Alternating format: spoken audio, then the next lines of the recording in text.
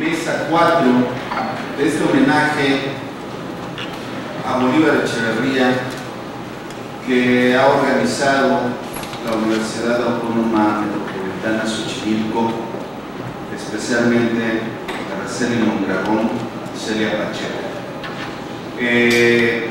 Bueno, el tema de esta mesa es crítica de la modernidad capitalista 2. Y nos acompañan el doctor Mario Ortega, el doctor Luis Arismendi, la maestra Lucía Milsalata y el maestro David Benítez. Bien, de una vez vamos a comenzar y a continuar en realidad este homenaje que le rendimos aquí en la UAM Xochimilco al filósofo Bolívar Echeverría.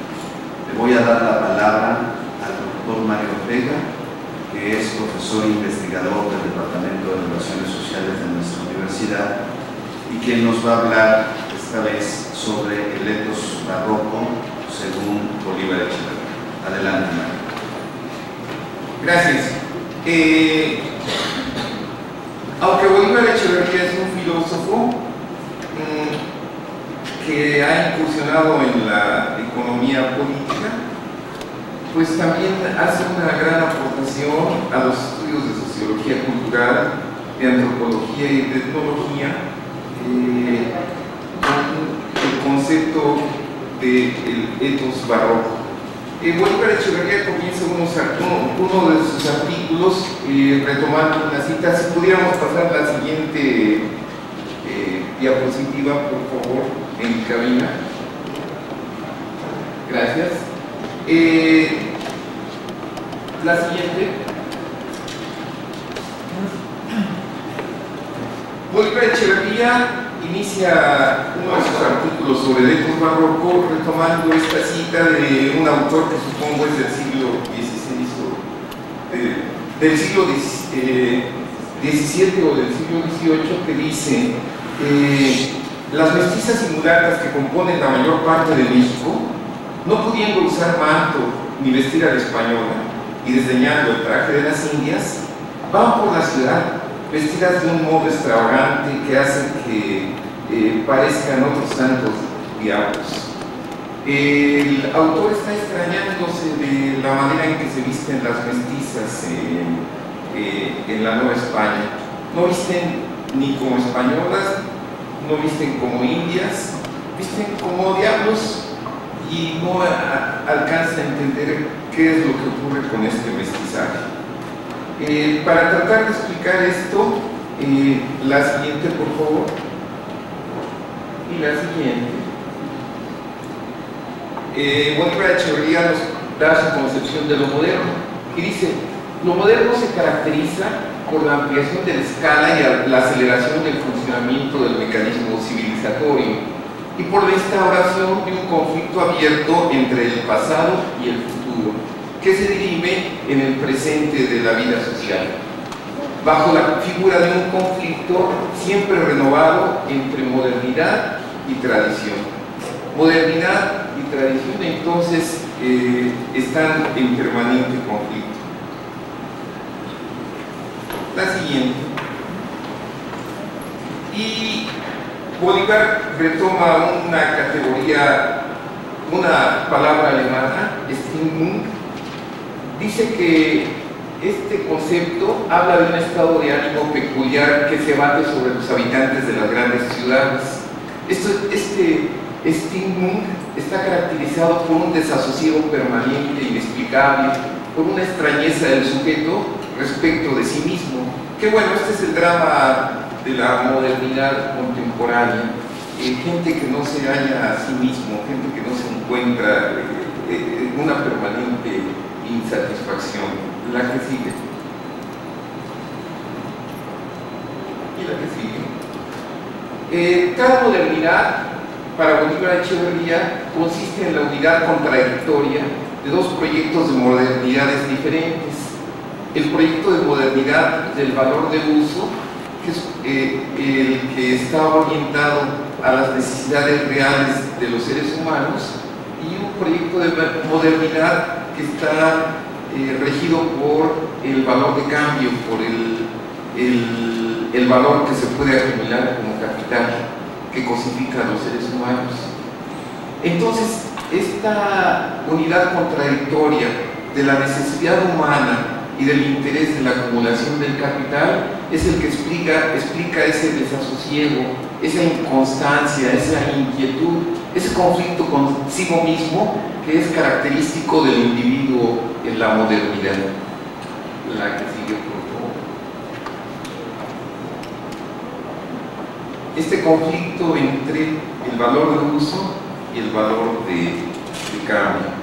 La que sigue, por favor. La experiencia de esta contradicción no se presenta en la normalidad de la vida cotidiana. Es lo que nos dice Bolívar Echeverría. Bueno, esta modernidad contradictoria es el contexto del individuo, lo tiene desasosegado. Sin embargo, esta contradicción se encubre en la normalidad de la vida cotidiana, debido a que se encuentra neutralizada o cambiada de sentido gracias a un dispositivo especial que condiciona la experiencia de los individuos sociales, a lo que Bolívar Echeverría llama el ethos. La que sigue. El ethos de una época es la estrategia que neutraliza la contradicción entre la modernidad profunda o cualitativa, la modernidad humana, y la modernidad capitalista o cuantitativa. El ethos deniega la contradicción, la aparta de la experiencia del individuo, haciendo que la vida se mimetice con la vitalidad del capital y con su voluntad, de tal manera que sus deseos e intereses del individuo coincidan plenamente con el interés del capital, y entonces ya nadie se preocupa porque se ha diluido la conciencia bajo este destino ineludible. La que sigue.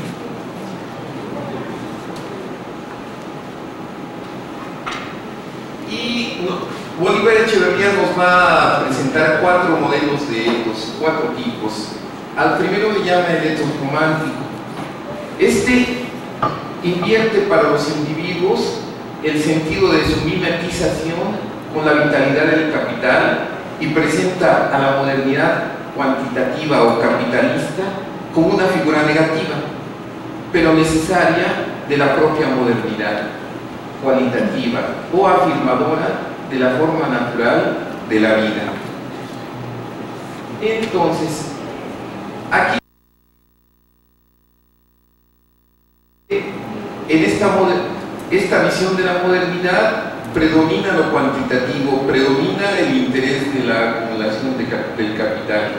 Es una figura negativa, pero pues se parte de la idea de que si no hay acumulación de capital es imposible la reproducción cualitativa de los seres humanos. La siguiente. Bolívar Echeverría dice que existen otras dos ethos. ¿Por qué aquí ya no dice ethos? Porque este es el plural. Existen otros dos, que a diferencia de los anteriores presentan una estrategia de neutralización del destino moderno y de su contradicción, en donde los valores cualitativos adoptan la vigencia de una legalidad natural o sobrehumana incuestionable, ante la cual el individuo concreto solo puede defenderse contrarrestándola o burlándola. Esto es, se sigue reconociendo que hay una realidad donde predominan los valores cualitativos del interés egoísta privado y la acumulación de capital. Y esta es una legalidad que está por encima de los seres humanos, efectivamente. Pero los seres humanos tienen una opción, y es que pueden contrarrestarla o pueden burlarse de ella, hacerse a un lado. Pasamos a la siguiente. En el ethos clásico, el individuo social experimenta la negatividad del destino moderno como inevitable, pero corregible mediante el encauzamiento de la misma modernidad establecida en un sentido progresista, favorable a la modernidad cualitativa y a la forma natural de la vida social. Ok, entonces, se acepta que hay este destino moderno, que es el destino de vivir bajo la lógica de la acumulación de la riqueza. Pero se presenta una alternativa reformista, porque se cree que, aunque domina la acumulación de capital, es posible una vía progresista que puede reformarlo y que puede tratar de adecuarla a la forma natural de la vida social. La siguiente. Gracias. Y por último llegamos al ethos barroco. En el ethos barroco su estrategia trae también la experiencia de los individuos sociales, el destino que subsume la forma natural o uso del mundo a su forma capitalista o de cambio, y lo trae igualmente en calidad de indivisible. No se puede evitar la sociedad que vivimos, la lógica es la lógica del interés privado. Es un destino que nos subsume. Pero el ethos barroco enfrenta este hecho de una manera sui generis. Lo hace mediante la construcción imaginaria de un segundo plano de experiencia, mediante un escape o una huida, en el que la forma natural cualitativa, la forma del valor del uso, es rescatada del estado de devastación generalizado del mundo moderno capitalista. Bueno, entonces, el ethos barroco también es consciente de que hay una realidad de explotación, pero lo que hace frente a ello es que se evade hacia un mundo, hacia un plano de segunda experiencia, huye o escapa de esa realidad que no es humana, sino que es la realidad de la explotación, y de esa manera rescata los valores propios de la vida humana, los valores que tienen que ver con la utilidad, con las necesidades reales de los seres humanos. La siguiente. Para entender mejor el concepto que nos ofrece Bolívar Echeverría, él utiliza una metáfora. Él nos recuerda que Alonso Quijano sufre una locura y se convierte en Don Quijote. Alonso Quijano se embarca en una Alonso Quijano teatraliza la realidad de un mundo que le duele, que le resulta insoportable, porque solo así, desrealizando esa realidad que le duele a través de una puesta en escena como una realidad diferente, esa realidad le resulta rescatable y vivible.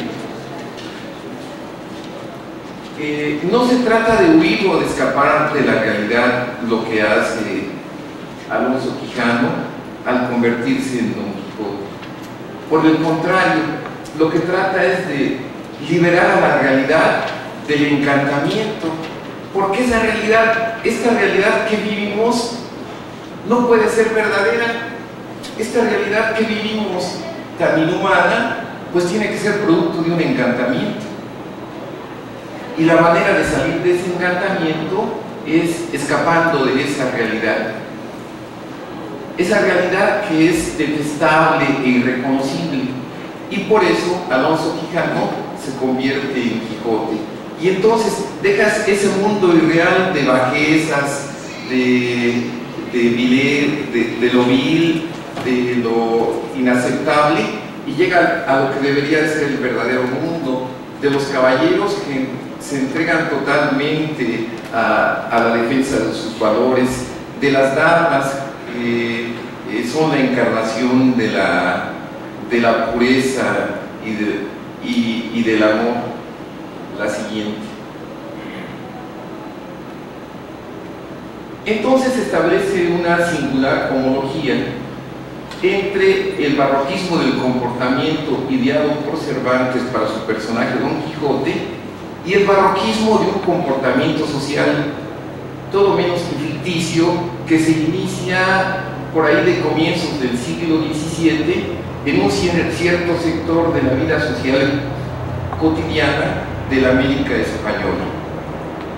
Entonces, Bolívar Echeverría va a homologar esta negación de esa realidad encantada o embrujada que hace Alonso Quijano con la negación de una realidad que es inaceptable en las colonias españolas del siglo XVII. La que sigue.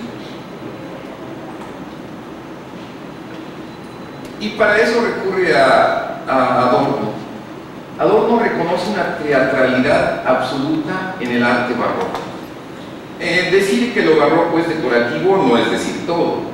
Lo barroco es mesicena absoluta, esto es puesta en escena absoluta, como si ésta se hubiese emancipado de todo servicio a una finalidad teatral, la imitación del mundo, y hubiese creado un mundo autónomo. Ya no pone en escena algo, esa imitación, sino que es escenificación y nada más. Recuerda que el barroco se caracteriza por el abigarrar toda serie de estilos en capas sobrepuestas, combinando lo que es incombinable, pero dándole un sentido. Lo barroco entonces es primero aparece como una puesta en escena, pero esta puesta en escena va adquiriendo realidad propia y deja de ser imitación para convertirse en una escenificación. La que sigue.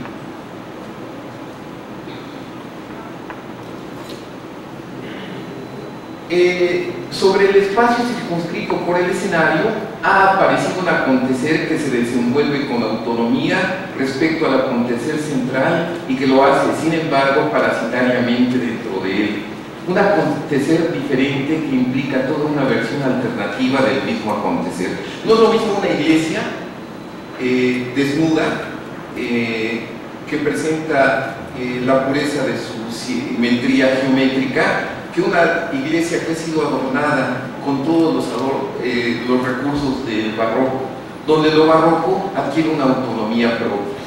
La siguiente.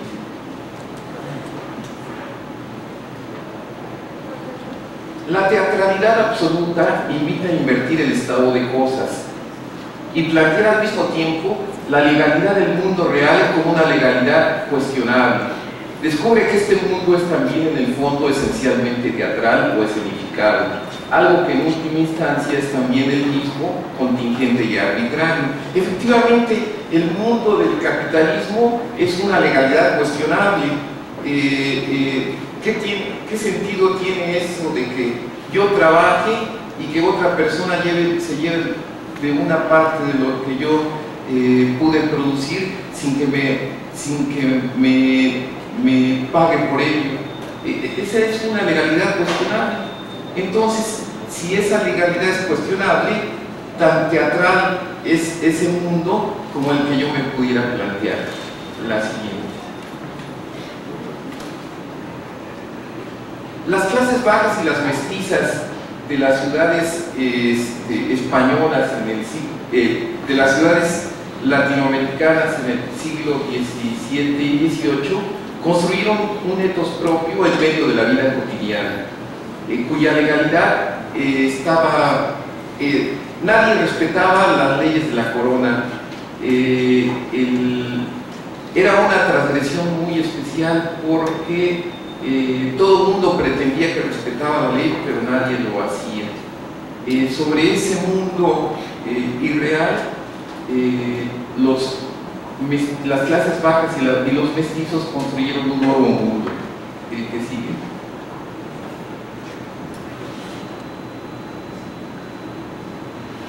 Como ya las grandes civilizaciones indias habían sido borradas, y ante la probabilidad que dejó el siglo XVI de que la empresa de la conquista, desatendida ya por completo por la corona española, deviniera en una época de barbarie o ausencia de civilización, es la población de indios la que estaba integrado por siervos y seres marginales en la vida cotidiana, la que lleva adelante una gran proeza civilizatoria para poder darle un orden al mundo y reinar.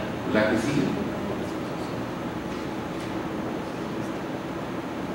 Ante la imposibilidad de reconstruir sus mundos antiguos, los indios reactualizaron con el recurso del mestizaje, instaurando así el que habría de ser el primer compromiso identificador de los que más tarde nos conoceríamos como latinoamericanos.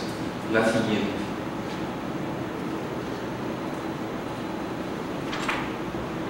No fue un traslado o la prolongación de la civilización europea, sino toda una repetición, o más bien una recreación de la misma. Los indios que llegaron a la ciudad a trabajar en la construcción de templos, a construir calles y mansiones, a ser empleados, a ser artesanos, trataron de ser europeos y entonces trataron de imitar a lo europeo, pero no lo lograron. Y no lo lograron porque ellos eran portadores de un código no europeo. El resultado fue un mestizaje cultural que no es ni europeo ni es indio, es otra cosa, es el barroco latinoamericano. Dejaron que los restos de su antiguo código civilizatorio, que había quedado después del cataclismo de la conquista, fuese devorado en el código civilizador vencedor de los europeos. La siguiente. La anterior, por favor. Aquí tenemos un ejemplo de ello.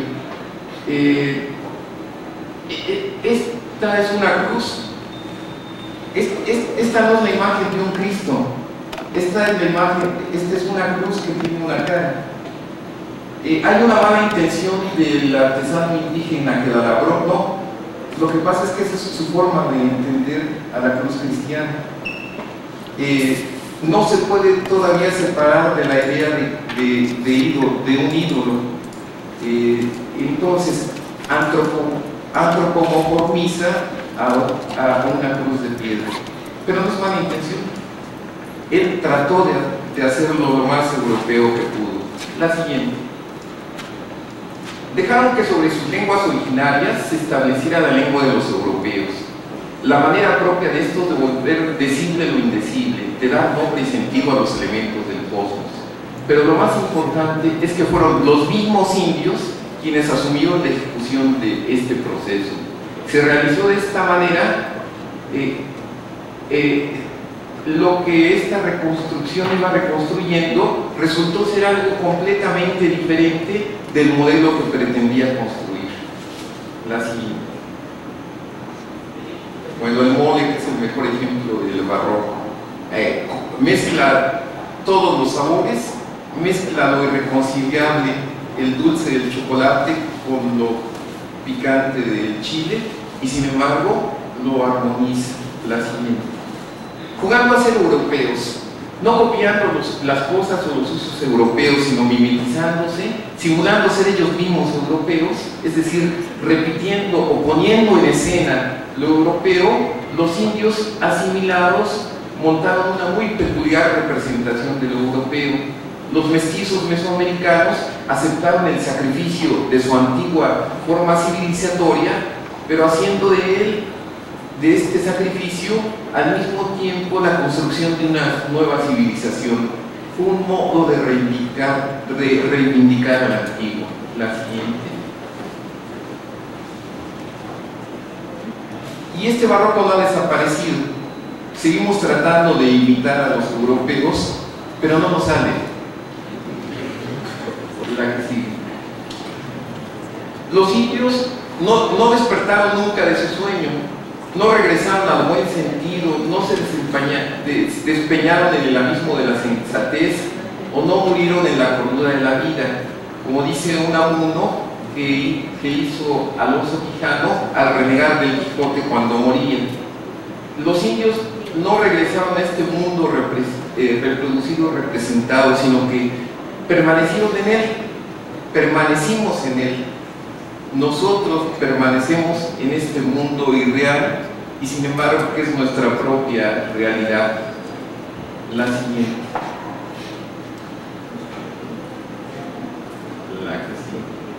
Las entidades latinoamericanas entonces reivindican al mestizaje como el modo de ser de la humanidad universalista y concreta.